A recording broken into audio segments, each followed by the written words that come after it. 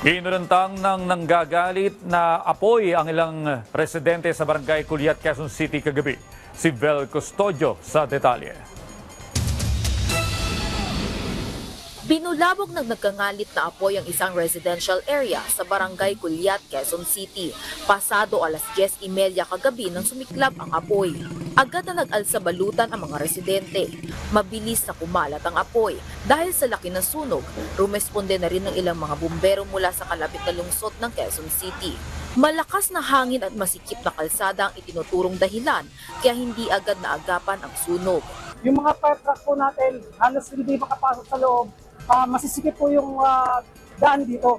Gawa rin sa light materials ang karamihan ng mga natupok na bahay.